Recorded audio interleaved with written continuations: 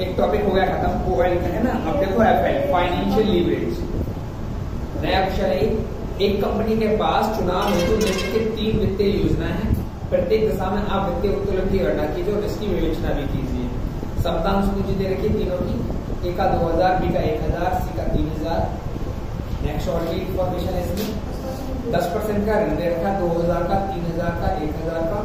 परिचालन लाभ दिया 400 का और 400 का, फिर 400 का। इसमें आपको फाइनेंशियल लीवरेज दिखाना है, ठीक है। 3 कंडीशन फिर से आपको बनाना पड़ेगा। कैलकुलेशन टेबल, कैलकुलेशन टेबल तीनों की सेम ही रहने वाली है, बस हमको ये चेक करना है कि हमको वैल्यू क्या चाहिए। फाइनेंशियल लीवरेज का formula OL upon, financial leverage का बताना है। अरे ओएल अपॉन ईबीटी, ओएल नहीं है,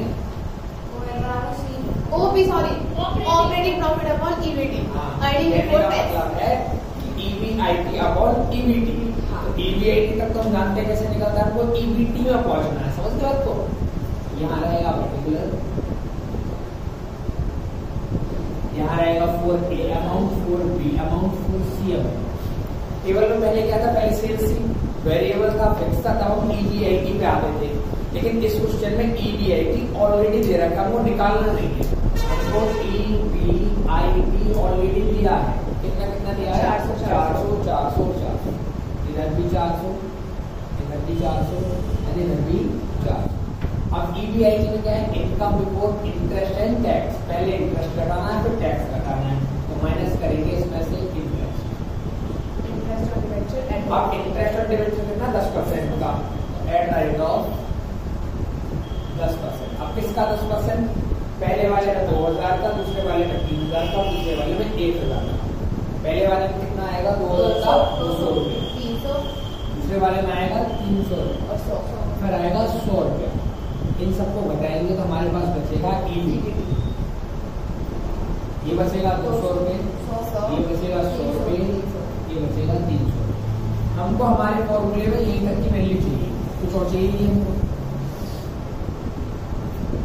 लिखेंगे कैलकुलेशन ऑफ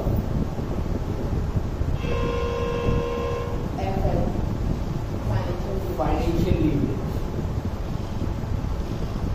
इसको एफएल बोलते हैं ना। अब एफएल का फॉर्मूला क्या है, पहले निकालेंगे 4, पहले फॉर्मूला लिखेंगे।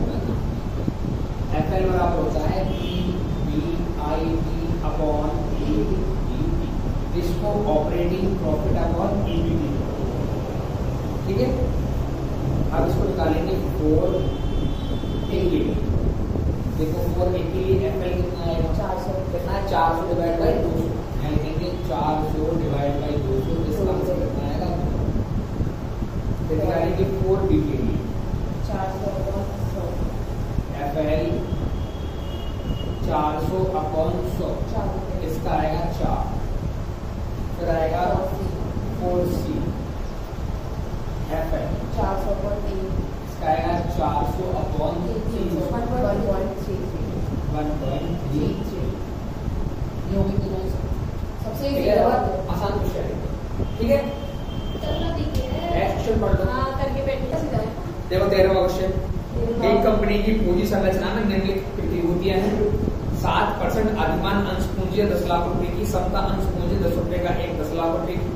कार्य व्यय ब्याज से पूर्व की राशि दे रखी 6 लाख रुपए। आयकर की दर जो है 20% है। आपको वित्तीय उत्तोलन की मात्रा की गणना करनी है।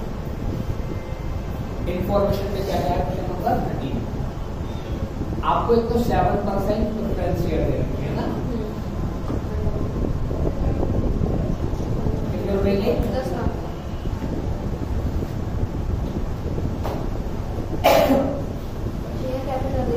आगे दे रखा है शेयर कैपिटल 10 लाख रुपए की, 10 रुपए वाला, लेकिन इक्विटी वाला कितना, 10 लाख रुपए की।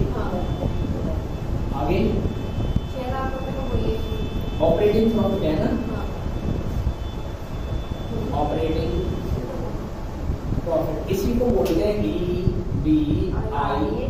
कितने रुपए, 6 लाख। टैक्स का जो रेट है 30%। कितना है, 30%।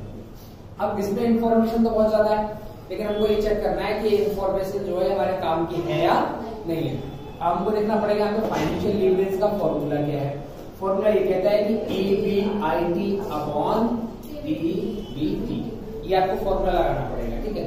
अब आपको समझना क्या है कि EBIT तो क्वेश्चन में दिया है, लेकिन EBT नहीं दिया, इंटरेस्ट वाला इसमें नहीं दिया, और ना ही इंटरेस्ट का इसमें कोई रोल है हमारे पास। लेकिन आपको याद क्या रखना है, जो प्रेफरेंस शेयर होते हैं ना ये वाले, इनकी अमाउंट को लेस करना पड़ता है एज ए इंटरेस्ट।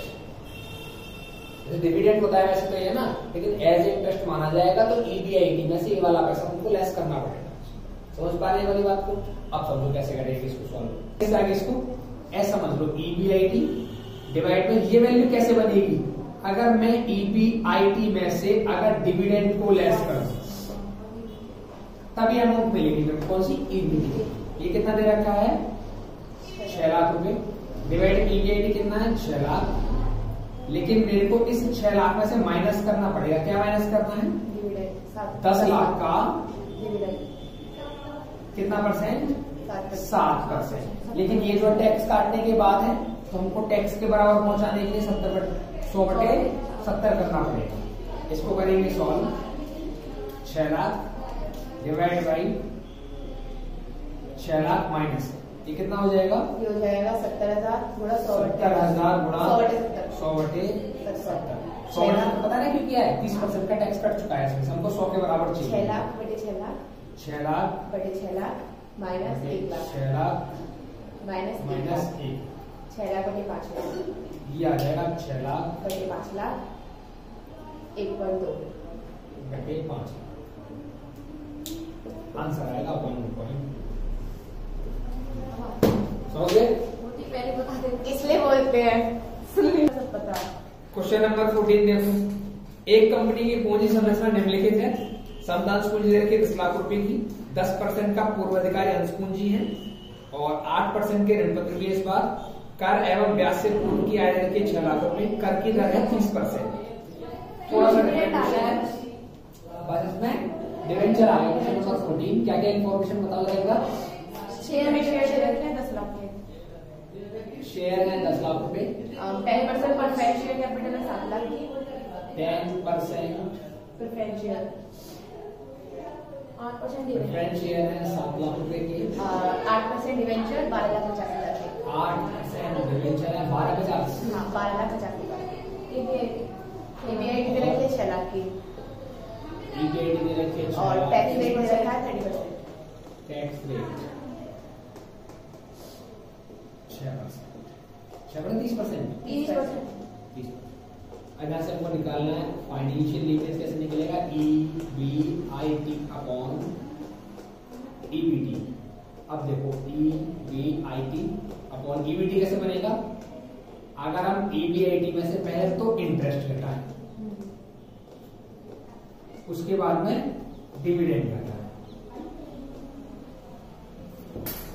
कैसे सॉल्व करेंगे? देखो EBIT कितने का है? 6 लाख का। फिर CBIT कितने का? 6 लाख माइनस इंटरेस्ट कितने का आएगा? 8%। 12,50,000 का 8% माइनस डिविडेंड कितने का आएगा? ये वाला 7 लाख का 10%।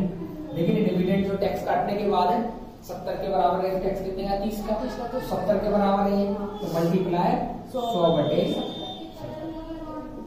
इस पूरे को सॉल्व करेंगे। 6 lakh minus 1 lakh divide by 6 lakh minus 1 lakh minus 1 lakh, इसकी वैल्यू आएगी 1 लाख इसकी वैल्यू भी 1 लाख आएगी और इसकी वैल्यू भी 1 लाख। सॉल्व करेंगे पूरा 6 लाख बटे 4 lakh divide by 4 lakh, answer कितना आएगा? 1.5 हो गया। आगे समझ में